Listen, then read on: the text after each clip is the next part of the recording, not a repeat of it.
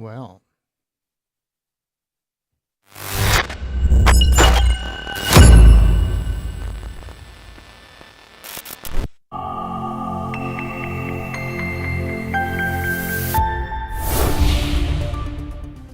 hi, everybody. I'm Brent Stafford, and welcome to Day 5, the final day of RegWatch special coverage of the Taxpayers Protection Alliance Good Cop, Bad Cop, the counter-conference to COP10, the World Health Organization's Conference of the Parties to the Framework Convention on Tobacco Control, which was happening this week in Panama City, Panama. And joining us again today, live from Panama, is David Williams and Martin Cullip from the Taxpayers Protection Alliance. Gentlemen, great to see you. Good to see you again, Brent. And you're right, Day 5. We made it. We made it through the week. We made it to Friday. Yeah, great to be here, Brent. And nobody got arrested? Not that we know of. But I'm sure we'll hear about that if it happens. But there's an expert party tonight, so who knows? We may still have time. So why don't we just start right off the bat for those that may have missed what's been going on this week? Give us a kind of a wrap, Martin. Well, we've been updating people on our YouTube and to people who are here. Consumers have been here watching. What we're trying to find out what's been going on at COP. We've been scrutinizing the journals and the bulletins to sort of get an idea of what's happening behind the closed doors. And there's been little hints here and there, so we can sort of give an idea of what's going on, which things have passed with consensus, which ones haven't, which ones they're still arguing about right now. So yeah, I think we've educated a few people. I think a few people watching will have got a better take and better grasp on what these events are all about. Yeah, and Martin, why don't we talk about how, they're behind schedule. Listen, our conference went without a hitch, right on schedule, but there were some concerns, right, with how the schedule went with the WHO and their meetings. Yeah, I mean, they've really struggled. They've been talking about Articles 9 and 10, which is to do with contents and emissions. They've been struggling with that for nearly 4 days now, and they've, as far as I know, they might still be discussing it. They've got 2 times set out for the closing plenary tomorrow, which is where they will just close the whole meeting down and say it's ended, tell us what decisions are made and which ones haven't, which ones will be passed on to COP11, and of course tell us where the next COP meeting will be held. But that could be 10 o'clock in the morning till 1 p.m, or they've got a reserve slot for it for 3 p.m. to 6 p.m. So I don't know we don't know, obviously, because it's behind closed doors, what's the progress, but it could well be looking at the journals and how much they still have to get through, or they've still had to get through this morning today. That they might have to sort of use some of tomorrow as well to finalize things. So if I hear you correctly, just to make sure, the portions of the conference in which they're discussing the restrictions on vaping, that's where they're held up. Yeah, they've got 3 issues. They've got Article 13, which is on tobacco advertising, promotion and sponsorship. They were still due to be discussing that today. They still had Articles 9 and 10, and we're hearing rumours that Article 1D, a proposal on Article 1D, which is to do with harm reduction, has been rolled into that, and that there's a draft decision been posted by St Kitts and Nevis. And if that's the case, then it's kind of counter to one of the WHO reports. There's a WHO report, FCTC COP 10/7, which was a report trying to roll safer nicotine products into the premises of the Article 9 and 10 on contents and emissions. So now the other option is to then say, well, if you're rolling those things in, you need to consider harm reduction at the same time. It's a bit complicated, but that seems to be the sticking point of what they're doing with Articles 9 and 10. And it also goes down to the fact that they surveyed the parties in 2020 and 2021, and they didn't want an expert group, which is cherry-picked by the WHO. They wanted a working group. And so this is all embroiled. It must be a really complicated situation going on. So I can understand why they're taking so long with it. But there is the other thing, the agenda item on novel and emerging products, and they were still discussing that, and they were still having to discuss that today as well. So that's where we hope the voices are standing up for harm reduction in the discussions on novel emerging products. And also, if there has been a draft decision submitted on Articles 9 and 10, which includes taking into account Article 1D on harm reduction, that's where we also hope that our the parties who liberally regulate vaping products and other less harmful products, that's where we hope they're standing up and making their voices heard as well. Yeah, and ain't bureaucracy grand? I mean, they are so muddled in these conversations now, which is good, right? Because we were concerned this was just going to be a rubber stamp for what the WHO wanted. And what I find fascinating, and, forgive me if I find a little bit of hope this week, but have a country like St. Kitts and Nevis and Guatemala, and obviously Brazil had their issues, but you have a country like St. Kitts and Nevis that really was a common sense sort of statement of what they wanted out of this, and really has mucked everything up for the World Health Organization. Imagine bigger countries doing this and speaking the same language that St. Kitts and Nevis is speaking. And that's why, I hate to say it, but I am encouraged that 2 years from now or a year and a half from now, whenever they have the next COP, is that we have other countries that go, wait a second, this small entity, this small country spoke up, and we want to do the same. And I really hope it gives other countries the courage to really look at the WHO. So again, this could be a very positive development. Well, there is the old saying when it comes to government or quasi-governmental bodies like this, is that no movement is good. Like anything that kind of gums up the wheels or slows things down is a benefit almost always to the citizens and taxpayers in which that they're governing. Yeah, for sure, and especially the taxpayers, because as I mentioned before, the U.S. sends $400 million to the World Health Organization. I know I sound like a broken record, Brent, but that's a number that sticks in my brain and really makes me mad, considering that they close down these meetings. And listen, the U.S. is not a party to the treaty, but they still send money to the World Health Organization, and that's the umbrella organization here. And that's a lot of money. That's a lot of my money that's going to an unaccountable bureaucracy. And isn't it, I mean, from the American point of view, no taxation without representation. And this is taxation, money is going to them, and there is no actual true representation. Oh, be still my beating heart. You're saying the words that I love to hear, and no taxation without representation. And that's simple, right? And it's an American ideal, but it should be an ideal for every country. And especially when you look at these unelected bureaucrats at the United Nations, at the World Health Organization, European Union, you name it. There's a lot of places that have taxation without representation. Martin, let me ask you, I mean, not to get it sounding hopeful either, because I've been covering this for so long now, but I do get a sense that maybe things have gotten gummed up here a little bit. Well, yeah, they were trying to throw all their eggs into one basket on this. You could tell from the reports they were putting out to the parties that they were going hell for leather to try and get things crushed. I think it's only a hunch. I just get the idea they were thinking this is the last chance saloon.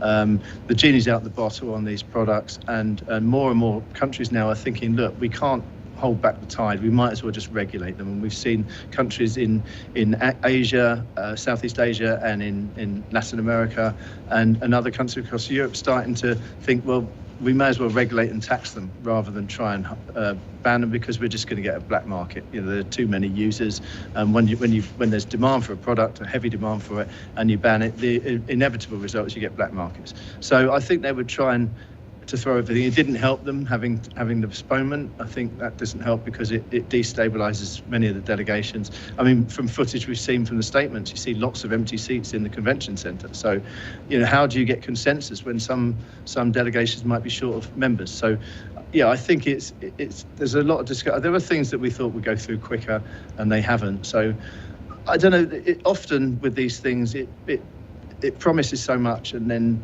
really it doesn't. There's not much comes out of it. Just like the climate change COPs, they make big statements of what their intents are, and then, it gets churned through, and you just get a few weak declarations at the end of it. So hopefully the worst of the excesses are going to be held off, We hope that anyway. But I'd just like to say that, as David said, St Kitts and Nevis, they're the star. There's always a star at these COP conference. In COP9, it was the Philippines who came out with a blistering statement, which we all saw on YouTube. And this year it's St Kitts and Nevis, like I said, Guatemala. But there are other. Armenia had a good thing. El Salvador was quite positive. New Zealand mentioned harm reduction. I've said before I was completely disappointed that the UK's one was very cowardly, didn't even mention the Swap to Stop campaign. But there was plenty of people at this thing talking about harm reduction and having the view that maybe banning and heavily regulating isn't the way to go. That's good news. Martin, yesterday you mentioned a couple of times, and obviously over the course of all of the coverage that we've done over the years and interviews with you in the past, you've brought up this kind of dehumanizing of the smoker and the vapor. And it got me to thinking about the very concept of tobacco control, because human beings came up with that term and that they're so proud of. And to me, isn't part of the dehumanizing very much in the very words tobacco control? Because the only other thing that you would do is like pest control. Like it really is like, poison control, pest control, tobacco control. What other things are out there that could be framed that way? Well, yeah, we discussed this on one of the panels earlier. We had a consumer panel, and we were talking about how the WHO and public health tobacco control tend to talk about smokers and vapers and talk about the products they use rather than talking to them. They don't want to talk to them. And there is this kind of attitude that anyone who's weak enough to smoke or needs to use nicotine is somehow, some an underclass or, dehumanizing thing. They just don't consider them even human beings, if you could say it that way. And we had an example of that with a tweet against Joe Magero yesterday from someone in Kenya who found it perfectly acceptable to send a tweet which kind of implied that she was wishing cancer on him purely because he was advocating on behalf of vapors and vaping products. So there is that superiority complex that you see regularly in these things, and it's really rather unseemly.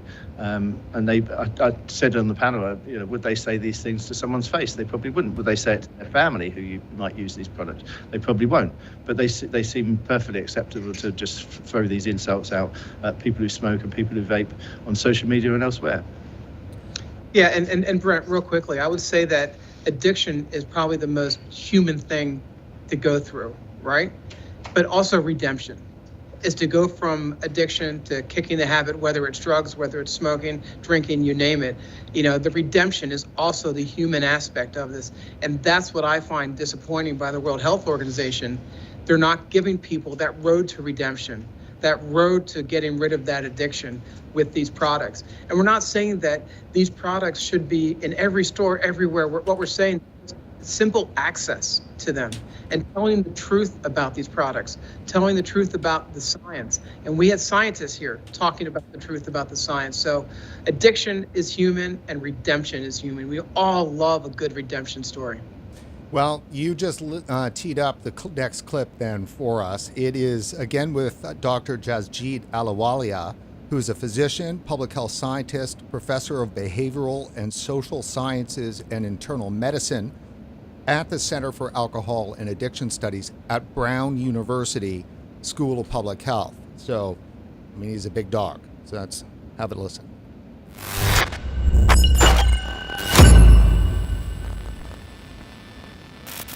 Isn't there some room somewhere for redemption?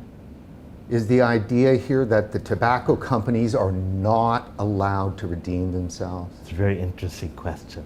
I actually asked my students at Brown University in my tobacco class about that. And I don't know where the discussion went.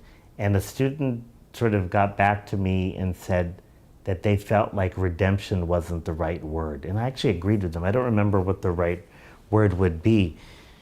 But I think the concept, what you're saying, redemption, I know what you're saying. And I think that is a very good question that we should all look.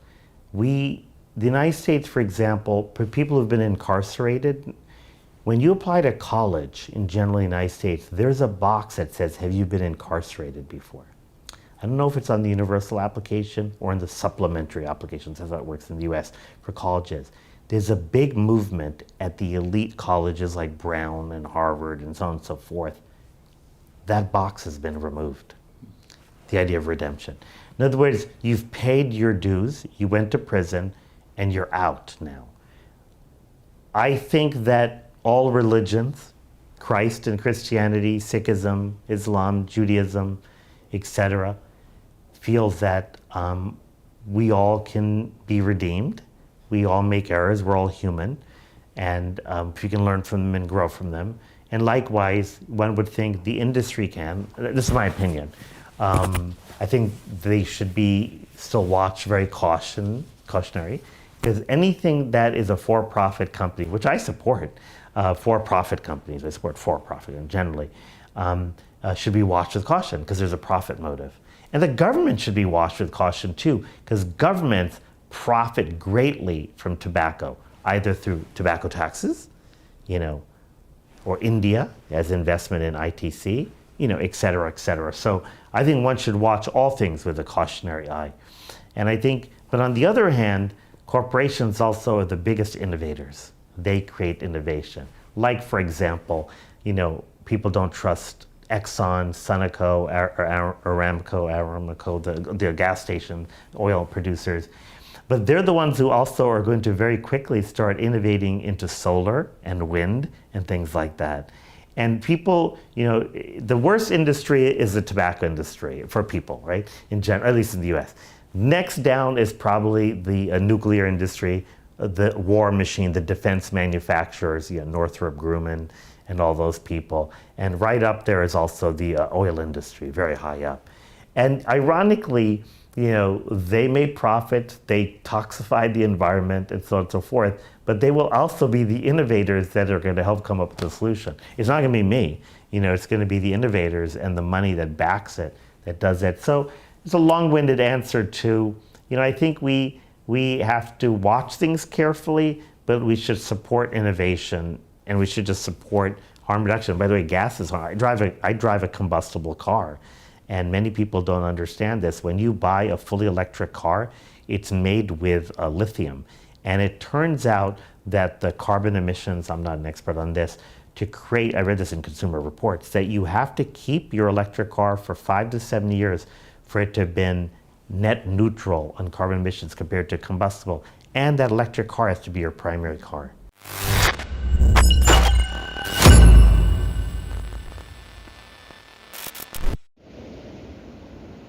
I just think that it's so excellent to have somebody in a position like that, a physician, a professor, a researcher, talk highly and very intelligently about the conundrum around business and the pitchforks and torches that are carried by so many. And David, I can't help but think this, but is there something uniquely different about Americans that make them suffer from these kind of moral panics or these bouts of righteousness?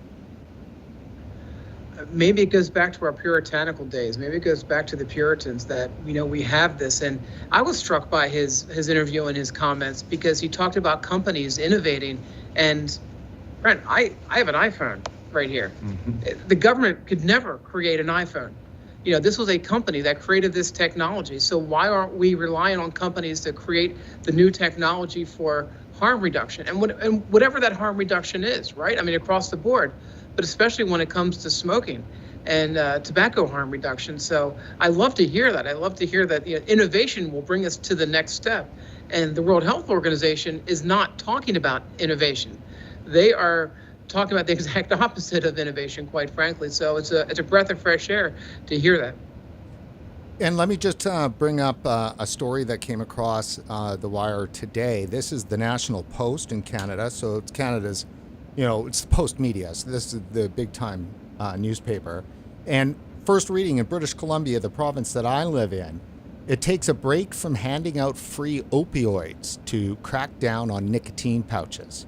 The idea of keeping the public safe by limiting their access to addictive substances is noticeably at odds with how the province approaches illicit drugs.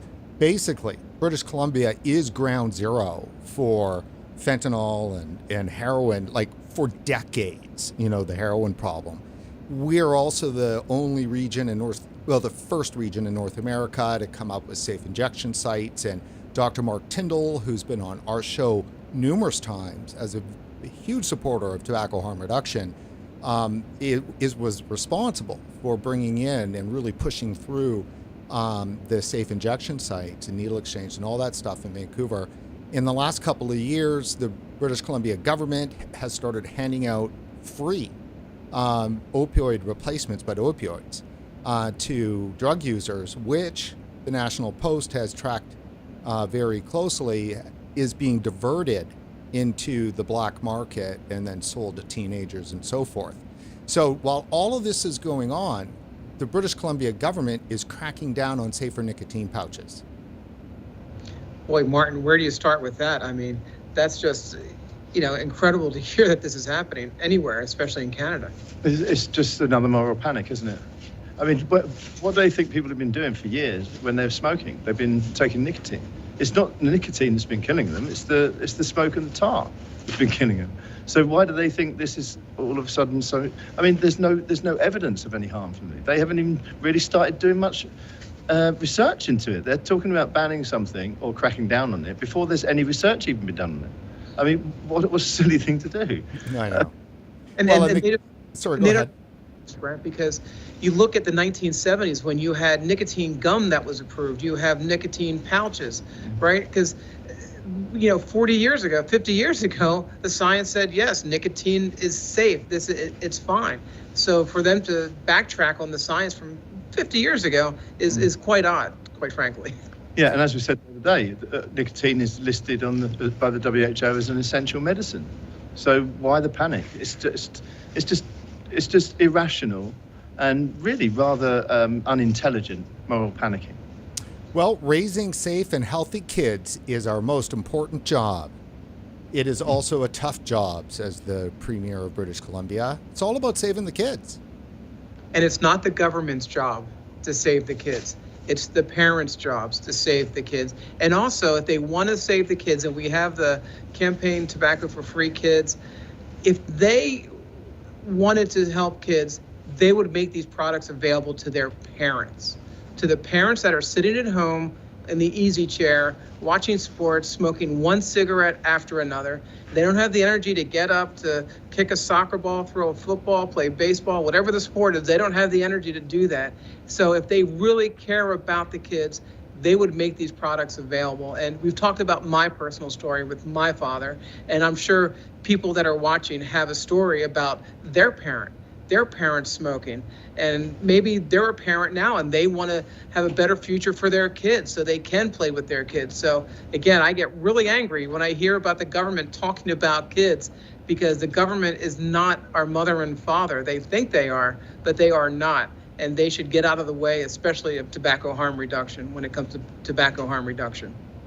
Yeah, I'm going to tread on treacherous ground here, but there's other issues going on in healthcare where they seem to not really care so much about the kids by allowing and encouraging them to chop off body parts and so forth for some ideology.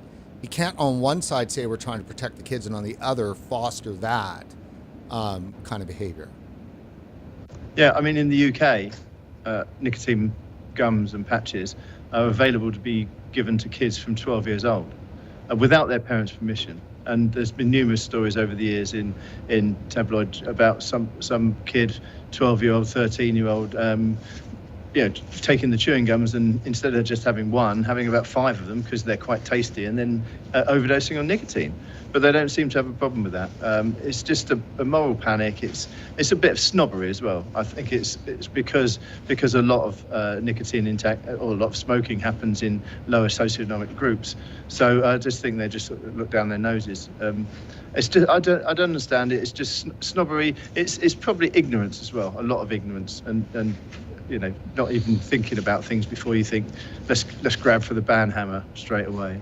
What about this? And let me throw it at both of you, kind of tying in the dehumanization aspect and so forth, and all the new laws that seem to be popping up to try to ban the use of smoking, right? Like as a certain age, so age gated or whatever. So the UK has brought up that they might do that. I'm wondering, is maybe the whole issue about the kids is that tobacco control's real plan was to breed out the adult smokers. We can't do much about it. We certainly can't stand to allow this, nicotine vaping thing to flourish, because there's no, so their whole plan was to kind of let the adults die, and then, but if they keep those kids, a generation of kids, as not nicotine users, that gives them the shot at actually winning the war against tobacco.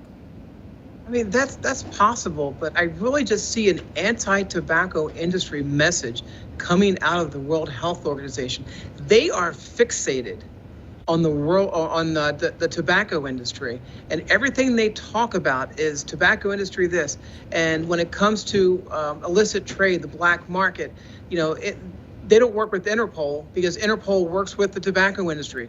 I mean, if anyone knows where the illegal cigarettes are going, it's Interpol and it's the tobacco companies. The World Health Organization should be listening to the smartest people in the room. They're not listening to anybody in the room except themselves. So it's this really weird fixation on the tobacco industry. And the crazy part is a lot of these products don't come from the tobacco industry. They come from mom and pop vape shops. They come from, small business. So they're getting it completely wrong on so many levels. It's the tobacco industry that really lives rent-free in tobacco control's head.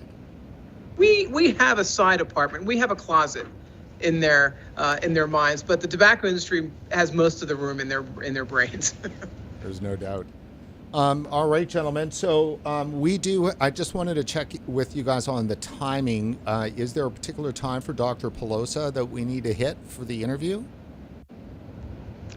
I think he's here. He's here, yeah. Okay. Well, why don't we do the Dr. Pelosa's interview, and then we'll bring on Maria after, and then we'll come back, and then we'll have as much time as we want to finish things off. Does that sound good?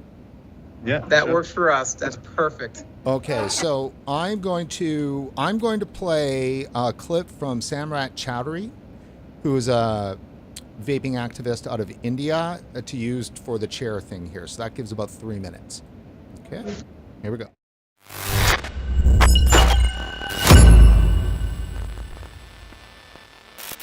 Isn't it strange though, because India is one of the world's largest suppliers of nicotine? Is that not correct? That is true. So while the WHO has somehow shifted focus from trying to save the lives of smokers to fighting the tobacco industry, when they say tobacco industry, they just mean the big four, the BATs and the GTIs and the PMIs and those major multinationals. They do not talk about the China monopoly. They do not talk about the India monopoly, which actually are selling. I mean, China, it sells the most cigarettes that any other company does. Those companies are somehow shielded under this excuse of sovereignty of the nation. So the Indian tobacco monopoly, in which the government owns almost like a quarter, or to that extent, it also controls tobacco cultivation. It is the one which distributes seeds. It controls which area is cultivated. So it is milking the crop from the time that is sown to the time that it's sold. So it is a direct stakeholder. Article 5.3 is being applied to a consumer who is just trying not to die from smoking, but these companies are shielded, and WHO and FCTC would never say a word about it. I mean, in fact, the Indian health minister was given an award. Well, yeah, India is allowed to attend COP10, right? He was chairing that COP, He was chairing that COP. So how it doesn't make sense to us that if it is if a tobacco company has state backing. Dr. Pelosa, sorry about that. Dr. Pelosa, can you hear me okay? I can hear you okay, Brad. Awesome. Well, it's with great pleasure to bring you our first guest for the last episode here of our Good Cop, Bad Cop coverage, and it's Dr. Ricardo Pelosa, respiratory physician, director of the Institute of Internal and Emergency Medicine, and director of the Center of Excellence in Harm Reduction, which is COHAR, right, I believe, at the University of Catania in Italy. Dr. Pelosa, it's great to have you back on the show. Thank you for having me. So could you take a moment right off the start and explain to our viewers briefly what the research is that you've been doing and your colleagues at COHAR and what the findings are? You really want me to spend half an hour just analyzing the research we're doing? Okay. You can do it in 2 minutes. Let me tell you what we are trying to do at the COHAR at the University of Catania is very simple. We're trying to explore science that matters to consumers. And in doing so, we are trying to highlight what we believe are the key problems in science. For example, many of the studies conducted in vitro or in animals are not replicable. You can see a fantastic study coming out from one of the most illustrious organizations in the US, just to realize that study is not replicable, meaning has no value. And this is not a problem just for tobacco scientific, in the tobacco scientific area. It's a common problem in several fields of science. However, we tackle this in a very serious and systematic manner. The way we approach this is to provide a network of academic labs all around the globe, the same equipment, the same standard operating procedures, the same consumables, the same product to be tested, the same standards, and most importantly, the same training. So by approaching science in this way, we are basically trying to confirm or to discredit findings that are available already in the literature. And the bottom line is that talking about cytotoxicity, for example, that we can confirm, 7 labs all around the globe can confirm that electronic cigarettes are 80% less toxic than combustible tobacco cigarettes. Also, on the cancer front, we've been doing mutagenesis studies. We've been looking into very complex in vitro systems to make sure that components in the aerosol of e-vaping products are causing or not causing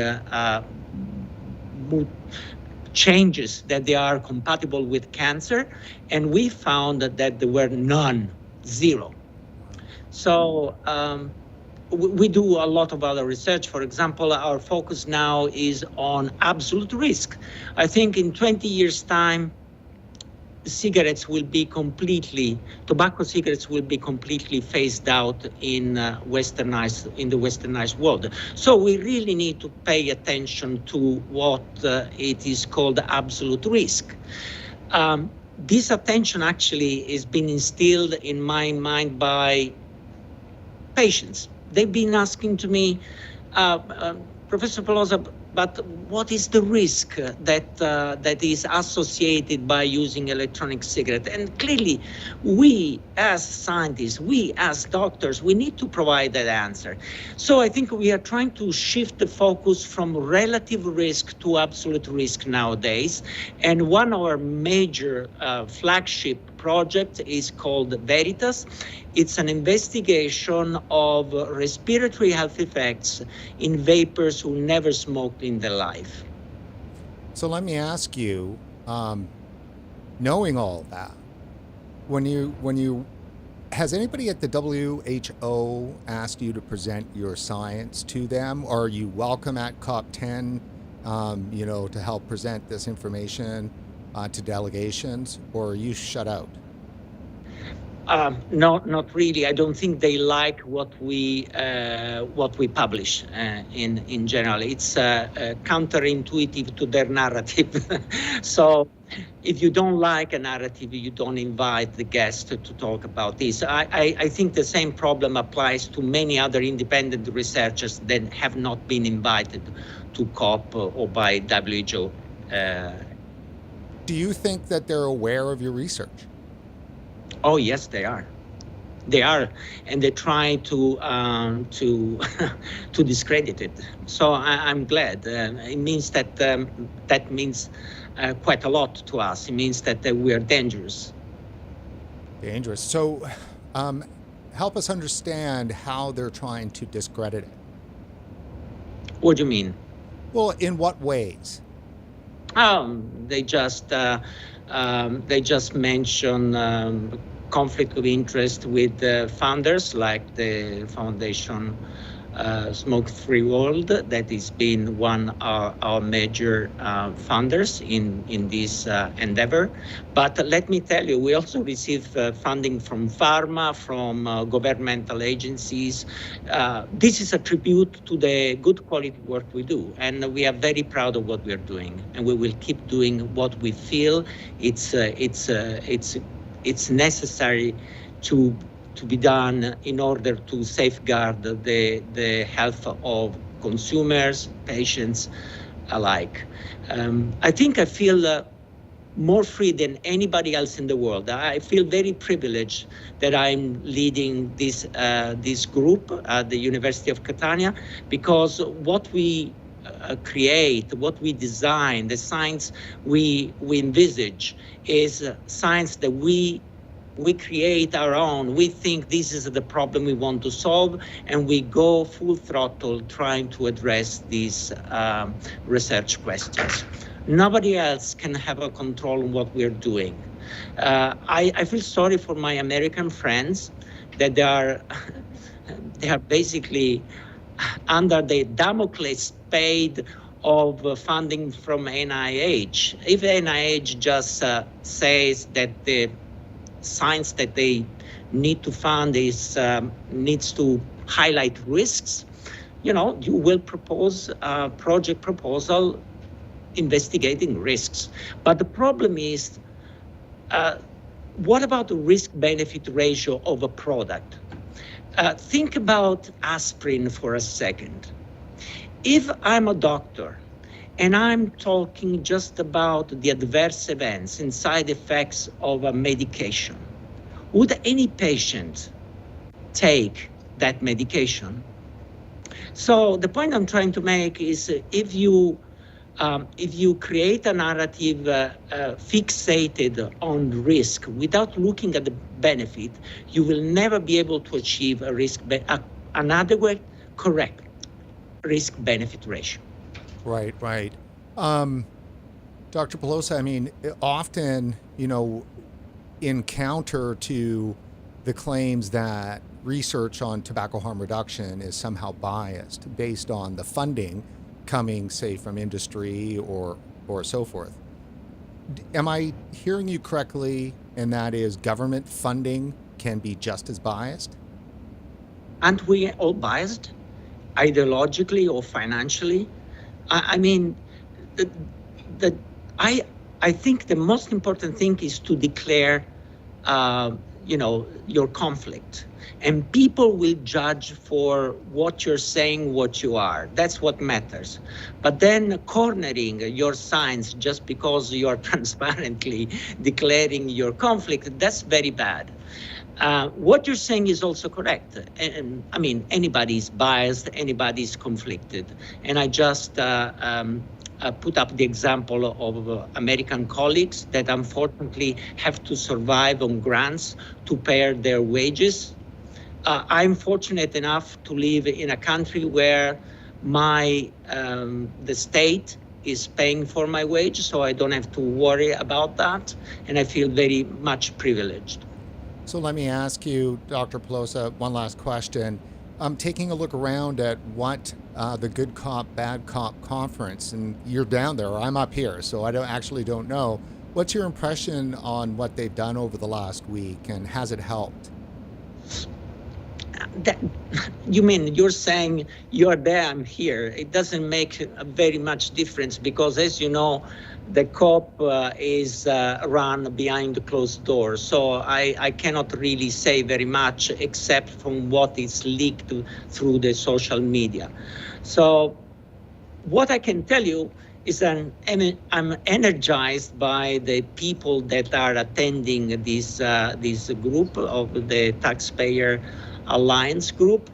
And I think they're doing a fantastic job of putting together a community, because after all, this is all about a community. We need a community of people that is a testament to the benefit of combustion-free products. And people will really need to know through them, rather than through scientists like me or other scientists, what are the benefits that can bring into the life of smokers switching to these combustion-free products. Well, Dr. Pelosa, I really want to thank you for taking the time to talk to us today at the end of probably, I'm sure, a very busy week. And good luck with your research, and please do keep us posted. Thank you. Thank you very much, Brent.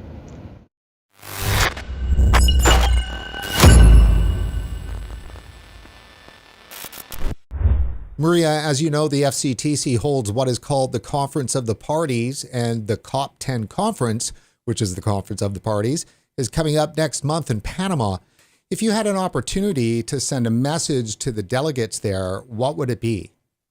Oh my goodness. First of all, I'm going to Panama. I'm really happy. I'm so excited. I get to protest the WHO, not the band, but the World Health Organization. So personally, my message, and it's been consistent, one, who are the delegates going from Canada? I get it. I don't need to know who from Health Canada is going, but I want to know, is this Les Hagen guy out of the prairies going down there, and what is he going to add to this? Who is going as a representative, as a consumer? Are end users going to be part of that? Because let's go back to 1987. There was a document, I call it the Ottawa model, but it's called something else, where it's about health promotion. And when we've created a life-changing device because of technology, and because it's no longer 1980 something, we're in the 2000s, we've created something. The people who use this device should be part of this conversation. I want to know who is going. Is Rob Cunningham going on my dime as a Canadian? Is Les going? Is Andrew Pipe going? Again, all NGOs, all tobacco control. Where is the balance? My expectation is that Health Canada should bring to COP what Health Canada has in Canada right now. If that makes any sense, that should be the representation. Balance, continued conversation. That is who Health Canada should bring there, and Canada should stand up. And I've emailed Health Canada asking them to put forth a motion to include consumers. I mean, I just in case someone's listening, again, I don't have a bat phone to Health Canada. I just email them like everybody else. And I just ask, this is what I would love for you to do.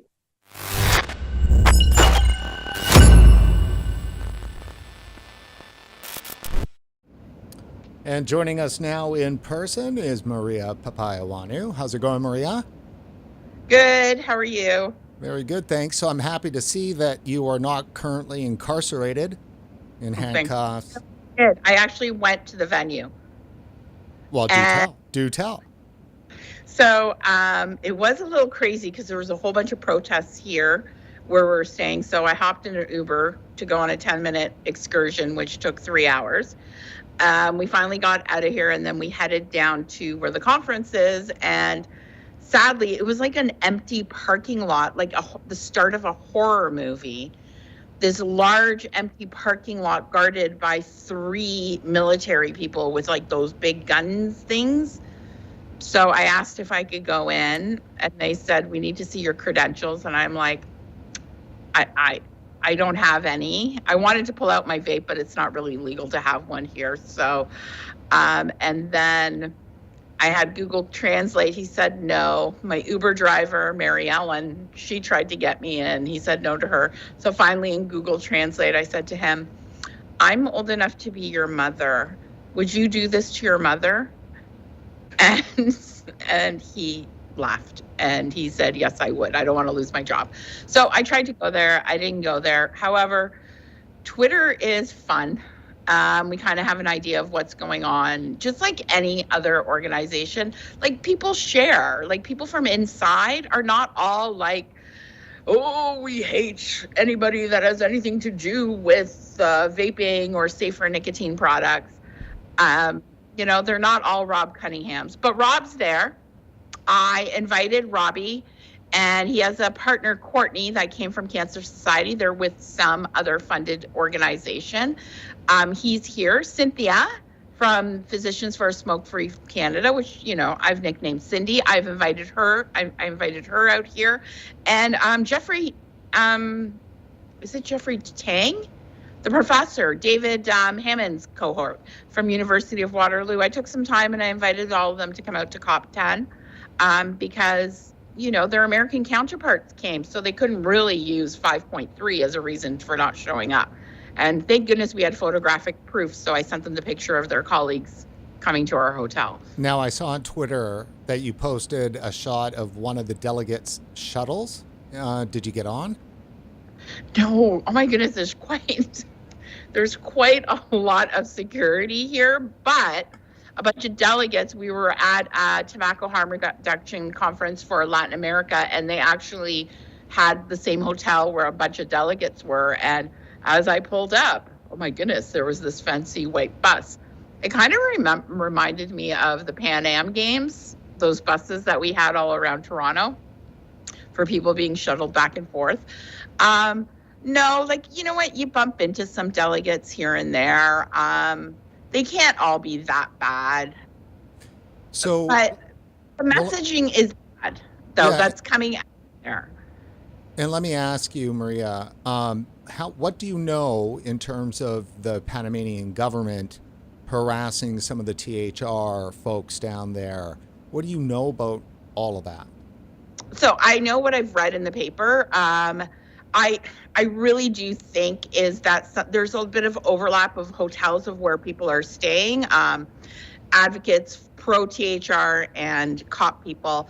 And I think what happened, at that conference, they did hand out information, and it wasn't about how to vape or what vape to buy. It was about how to stand up for your rights. And it was about promoting what we do at Rights for Vapors, literally everything we've done at Rights for Vapors, creating platforms, helping educate people, is what people were going to say was illegal. And then I realized my Rights for Vapors t-shirt would get me fined.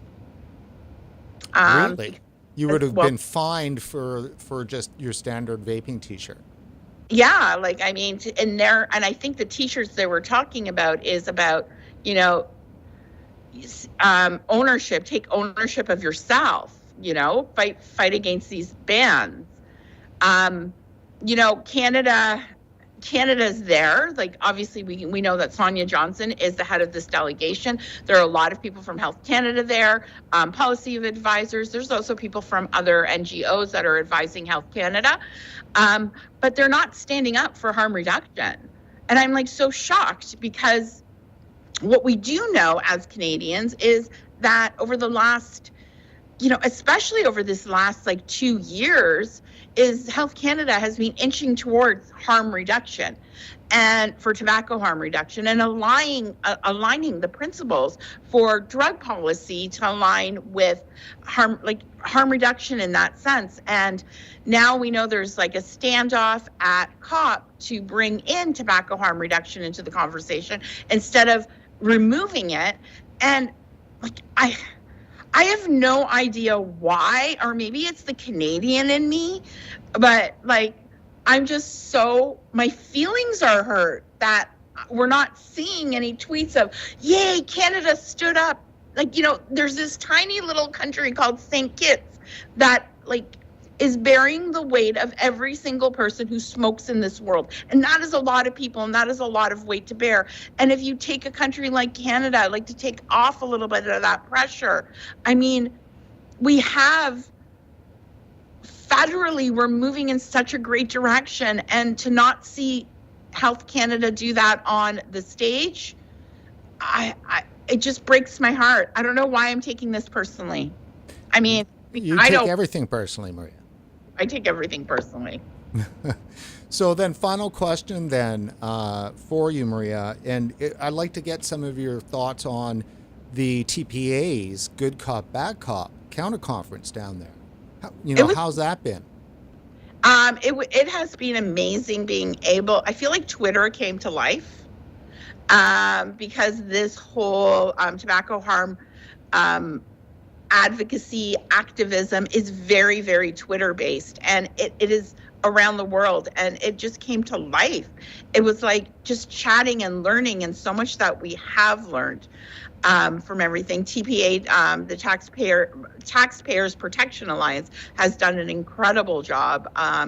We're able to ebb and flow because things change. Again, even though they think that no one at COP talks to anyone outside of COP, we hear what's going on. I've personally heard what's going on. And we're able to adjust our conversations. I do want to say one thing though. I want Health Canada.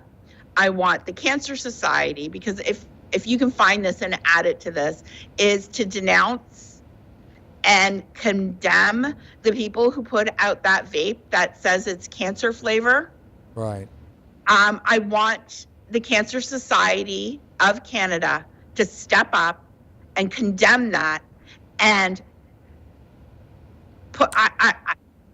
Cancer should not be weaponized like that. And our Cancer Society has lost focus on what they have to do.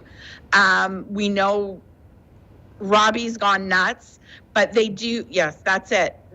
I want Health Canada. They were in the same room with these people. They need to make a public statement, and I want them to denounce that this vape is disgusting. And then the way that this organization has, weaponized cancer, which is one of the deadliest diseases, is uncalled for, and there is no room in COP and the FCTC for something like this. And I want my country to stand up for that. Yeah, it's pretty crazy. But they seem to get away with all of that. Well, because I have a mouth and you have a platform. Well, and we have this TPA. This is the whole point of Good Cop, Bad Cop. That's right. Totally it is. Well, Maria, on that note, thank you so very much, and especially at the end of a long week and Friday in Panama, smoke them if you got them. It's a vape, but I can't do it inside. That's okay. Right. Have a good one. Thanks, Maria.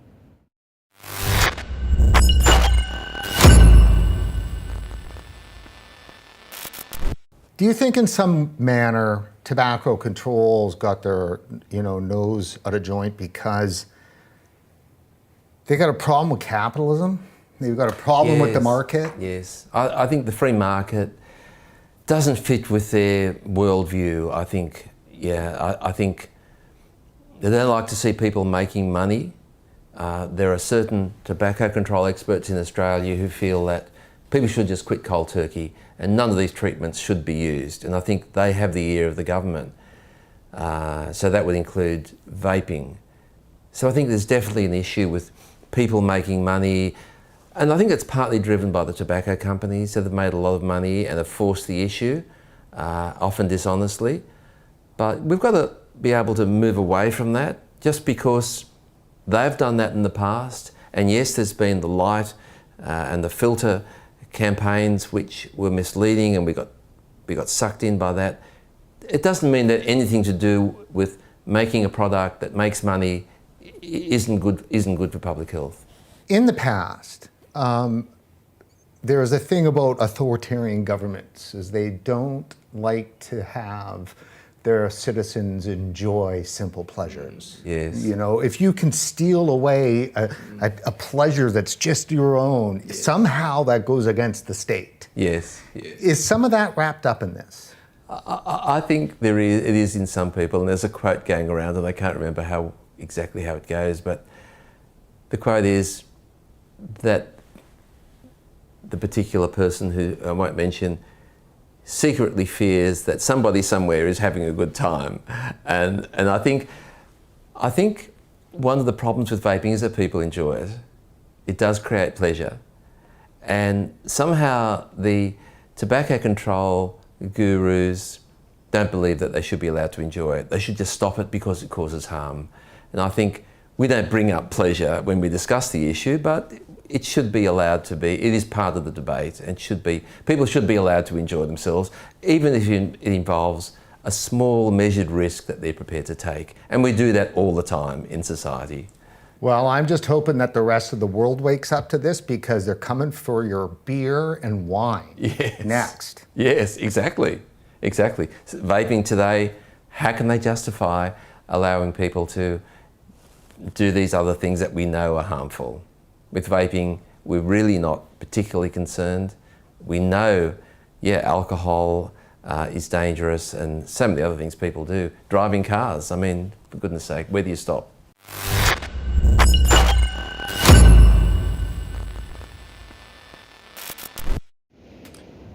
Where do you stop? It's a good question. David, are they coming for your beers next? They absolutely are, and we've seen the World Health Organization even talk about this, is alcohol, red meat, you name it. And there's a number of reasons for this, Brent, and one of it is they don't want us to have fun, but it's also about their bureaucracy, expanding the bureaucracy, because they always have to give themselves more to do, right? And that way, they can hire more people, they can have more conferences, they can spend more taxpayer money. So this is what agencies do. And we have a project in the United States where we look at agencies, and we call it mission creep. And this is going to be mission creep by the World Health Organization, is they're going to start to delve into these other issues. And why can't they just leave us alone? You know, they don't believe in the person. They don't believe that we can make their own choices for ourselves. And guess what? We can. As a species, we've been around for a very long time, and we've made some really good choices over the millennia. And I think we're going to make a lot more good choices if we don't have the WHO in our way. Now, Martin, let me just preface you taking the conch here. Indeed, this isn't just conspiracy theory. I mean, all across Canada over the last 12, 16 months, there's been plenty of news stories driven by WHO, but also Health Canada, coming out saying that there is absolutely no safe amount of alcohol when it comes to cancer and so forth. And the WHO has a major unit that's working in this particular topic. This no safe level thing is nonsense, and no safe level of anything really. Everything is harmful if you take it to excess or whatever, and you can drown in 6 inches of water if there's nothing safe. But if they're attacking alcohol, what they're misleading people on is that it's well known that there's a J curve when it comes to all-cause mortality with alcohol, and it actually being teetotal is worse than moderately using alcohol. We know this. This is over decades, and all the research comes to the same thing. And these people just deny it over and over again. They're trying to use the no safe level thing. That's what they did with secondhand smoke. I mean, there's nothing really is healthy. You go through life, and the reason your body ages because over time, what you do through life eventually just wears your body out. There's no safe level of anything really. They're just fanatics, and a lot of these people are temperance fanatics who are wedded to the idea that people should, nothing should pass my lips, except pure water or something. I don't know. You wrote a great article called "How Unelected Bureaucrats Are Using Your Taxes to Wage a Global War on Alcohol," and in that you used a great term. You called them professional Puritans. Yeah, just like in the debate with vaping and nicotine and tobacco, these people get paid grants. They have organisations like the Temperance Society. They've called themselves different names now. They used to be the Temperance Society. They'll come up with I can't remember what organisations I might have spoke to there, but these people have always been with us. The people who organised prohibition in America, they didn't go away. They just changed the name of what they're called.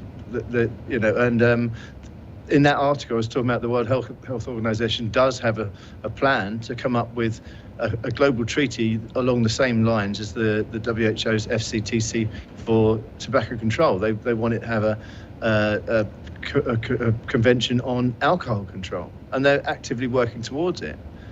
And like David said, if you put all these bureaucrats together and they're all on the same path and all get funding to do these things, they'll come up with all sorts of restrictions on people's drink too. So who knows in 20 years' time, because the FCTC treaty is 20 years old, in 20 years' time you could be having them having a big meeting somewhere, 190 countries, talking about phasing out the end game for alcohol use or something. Yeah, and Brent, this is where they start, right? They start with tobacco because it's big, bad tobacco, the tobacco industry, and a lot of where it's produced is in Africa, the poor nations. So they're not going to speak up. They're not going to say anything. So this is the canary in the coal mine, is that they're trying to go after tobacco and to see what they can do. And after this week, it seems like they're not accomplishing everything that they want to accomplish, but alcohol is absolutely next. They've said it. I mean, they have said that alcohol is next. And I would say, going after alcohol, you're going to wake the sleeping giant of Italy. I can't imagine the Italian delegation and a lot of other delegations, but a lot of wine is produced in Italy and a lot of other countries. And we're talking about big countries with a lot of representation and a lot of influence in the World Health Organization. I think it would be a disaster for the World Health Organization to go after alcohol, because I guarantee you probably 80 to 90% of the delegates are drinking right now, are probably out of grabbing a drink. So totally. Here's the CBC, Canadian Broadcasting Corporation, state-run media in Canada. It's time to put cancer warning labels on alcohol, experts say. Well, here we go. I mean, we see this with everything that we do, and like Martin said, 6 inches of water, you can drown. They're trying to achieve zero risk. There is risk to everything that we do in our lives. I step outside my door in the morning. That's a risk. Everything that Martin does in his life, and I don't know what he does in his life, but everything he does in his life, there is a risk to it, and we have to accept that. It's reducing that risk. That's why there are seat belts in cars.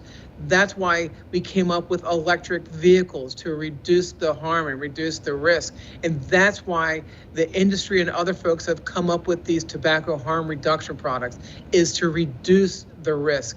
And the study, probably the seminal study, was the Public Health England said that these products are 95% less harmful.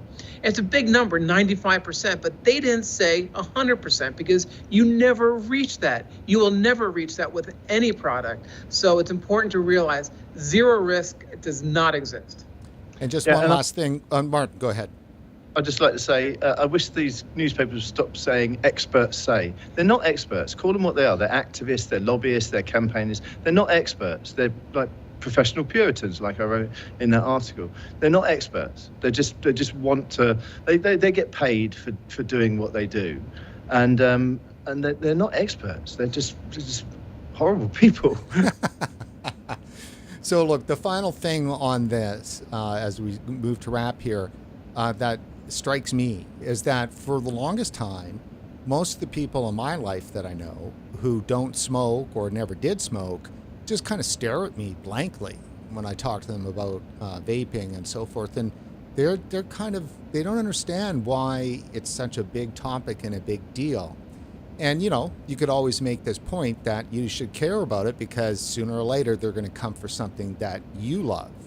And that's exactly it. You can't just give the rights, I hate the word rights, but your innate individual, ability to make choices about what to put in your body and to consume. those should not be just taken away lightly, because eventually it will impact other people on other things. And Brent, I don't smoke, I don't vape, and this is one of the most important issues that my organization is tackling right now. And it has nothing to do with me, right? This has to do with the people that I see around me, my loved ones, my father that we talked about. This isn't about me. And when we pursue policies, there are good policies and bad policies. The World Health Organization is spending a lot of my money on bad policy and not listening to the science. So you're absolutely right. And this is going to affect generations. This is not just a discussion we're having today. What happens this week and what happens in 2 years is going to affect a lot of generations after us and what they're able to do and how they're able to live their lives, quite frankly, whether it's tobacco or alcohol. Yeah, and I like to say people should just remember that fashions change.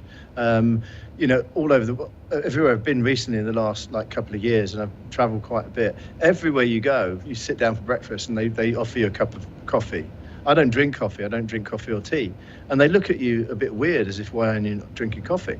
But coffee, I don't understand why people drink coffee. I hear people saying, well, nicotine is a useless drug. Why do people use it? Well, if you've never smoked and you've never used nicotine, then you wouldn't understand. I don't understand why people seem to say in the mornings, oh, I can't function until I've had my cup of coffee. That's completely alien to me, but I don't want to go around and stop them having their coffee. They seem to enjoy it. I'll just leave them alone. Like I said, I remember when I went up to the Philippines in October, and they were almost forcing coffee down my throat. They were just looking as if one guy actually snuck up behind me and put a coffee on my table after I told him I don't want coffee. I mean, that's the level it got. And yet, if you go back, the battle for acceptance of coffee went on for 300 years. In Turkey, in Ottoman Empire times, if you were caught possessing coffee beans, they would sew you up in a Hessian sack and throw you in the Bosporus. But at those places where they're forcing coffee down my throat, I just want to have a vape. My morning pickup is having a vape and having a dose of nicotine. Martin, how have you not lost your citizenship by not drinking? That's a question that I want to know. How dare you not drink tea? Yeah, it's overrated. It's overrated. Well, all right, gentlemen, I think we've hit that point where you guys need to go off and, consume whatever your choice of substance is. And that is it for our final edition of RegWatch, our special coverage from the WHO's FCTC's COP10 event. I'd like to thank the folks at the Taxpayers Protection Alliance for organizing and hosting such a great and important event in support of tobacco harm reduction. I'd also like to thank John Glauser and the folks at Demand Vape for supporting RegWatch content, and to the Global Forum on Nicotine for the use of their great clips that we've shared with you over the past week. For RegWatch, I'm Brent Stafford.